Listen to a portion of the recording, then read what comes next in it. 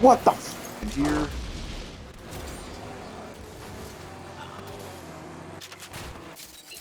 What the f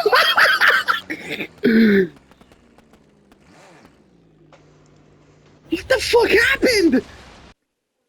Okay. I decided to follow up with a proper review of the game, having played it myself and having given my thoughts about it. And to be honest, Carmageddon Rogue Shift really surprised me. I had my doubts about it, mainly with the fact of, like, you know, the whole, like, oh, the cars actually have guns this time, not just, like, armor and, like, just outlandish freaking weapons like how they used to be with traditional Carmageddon. That it's more of a racing game rather than just like going around just killing everything and destroying everything. But they did say, well, 34 Big Things did say that the game is meant to be a spin-off, so it's meant to be like a different take on Carmageddon. So with that in mind, I decided to go into this with an open mind, and yeah, the game actually surprised me. I had a lot of fun with it. I am not even kidding. I literally played this game for like 2 days nonstop and ended up beating it. And yeah, overall I had a great time. Obviously, I wish we like still could see like the characters because like there's still like the name of the characters from the original games, but like there's no face to them. I do kind of wish we still had that. And yeah, the combat feels great. Experimenting with different weapons and builds feels great. And overall, just the progression for a roguelike combat racer, in my opinion, it's not a bad attempt. To Carmageddon Rogue Shift. Like I said, it's fun. Not surprising. And yeah, obviously, like, you know, if you came in here expecting, like, you know, a traditional Carmageddon, you're not going to get that. If anything, the best way I can describe this game, it's think the Death Race movie from 2008, but if it was more like a Hot Wheels movie. That's the best way I can describe this game. Wasn't an invitation, Spruce. Yeah. So you go into these events that branch off into different paths that offer different encounters and events. There's traditional death races. There's elite races. Well, I should explain the differences. With traditional death races, the game expects you to at least finish third or higher to qualify into the next event. But if you go into an elite event, you have to finish first, or your run's over if you lose. Then there's survival, which it's literally just the track and the police in this game trying to kill you with every lap. Like you get more hazards and more zombies and more police. But yeah, and then of course there's the boss races. Well, I say boss races. Like some are a race, some are just like you have to fucking kill them within the time allotted. But I will say this: one of the bosses that I end up loving, I'm not even kidding. The boss's name is Jet Ass, and for anybody who's a fan of Redline, the car, it's literally a fucking reference to JP's Trans Am from the movie, and I fucking love this game for that. Just for that alone. Obviously, if you're not going to the race with a fast car or like a powerful enough weapon, you're going to get your ass kicked because Jet Ass's health regenerates. But if you have a high enough damage weapon, you can actually kill them without trying to race them yourself. Just be prepared for a lot of rubber. I didn't even fucking mention that.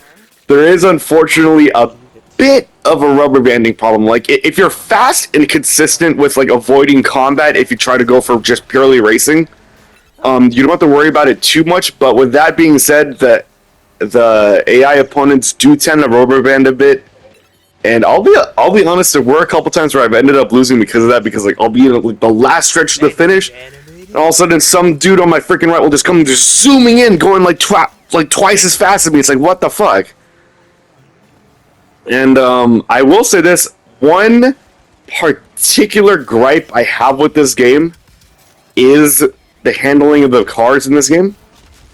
And like, I know it's a combat racer and all that. Like, it's not meant to be easy on every facet, but with that being said, the cars in this game feel too slippery to me. And I mean, obviously, you'd see with the gameplay that I'm showing that I went with the well, it's not called a Super Impreza, but this game's take on a Super Impreza. This car does have 4-wheel drive, and it is like one of the better handling cars in this game. But with that being said, the cars in this game do tend to handle a bit awkwardly. Like, my biggest problem with it is the fact that, like, I guess you could say it's like you try to drift or you try to like go through a corner and the car might slide out on you, and like sometimes it'll slide out to the point where like it'll just do a fucking U-turn from fishtailing. But to be honest, that's like my one gripe with it. Just like the handling needs a little tweaking, if anything. But other than that, I had a great time with this game. Obviously, I beat it, but I haven't unlocked everything in this game yet. I'm going to keep working towards that. There's a lot of pickups, vehicles, and permanent upgrades in this game's rewards catalog. Why does it say And in a mocking tone? yeah, I would say overall, I would give this game, in my genuine opinion, like a 7.5 or an 8 out of 10. It's great. Yes, I was trying to be funny. It's but I wasn't great. making fun of it. It's not a bad take for a spinoff of a well-known, of a well-known IP. But like, I don't know, the handling for some of the cars, like, it really needs some tweaking. Like, there's this one car that you unlock that actually has a really great perk, but it's like literally one of the worst handling cars in the game. Where like you can literally lose control just by simply turning very slightly, and if you try to overcorrect, it'll spin around the other way. That's the best way I can describe that car. But yeah. Other than the handling problem and maybe a little bit of the rubber banding problem, I would say overall this game's a great time, and it's, at least in my opinion, it's surprisingly cheap for what it offers. It's a $40 game. No, for the last boss, you were literally yeah. fighting a giant worm. Like I said before, this game actually surprised me. I ended up loving it, and I basically became addicted to it for 2 days. So yeah, that's my follow-up and overall review of Carmageddon Rogue Shift. Like I said, it's an overall good game. A couple things need a little tweaking, but other than that, it's a great game overall, and if you want to try it yourself, go right ahead, be my guest. It's ultimately your decision. You don't have to like fucking listen to me or anything. It's a video game. You can choose whether or not you want to play it. That's the best way that I can fucking put it. But yeah, I hope you all enjoyed, and I am gonna be making another Zenless Zone Zero wipeouts video. I'm gonna be honest, I've kind of been mainly lazy with it, and now I'm working again. So I'm gonna try to work towards getting that video done when I'm not working, and yeah, just look forward to that. So yeah, hope you all enjoyed it, and I will see you all in the next video. Have a great day.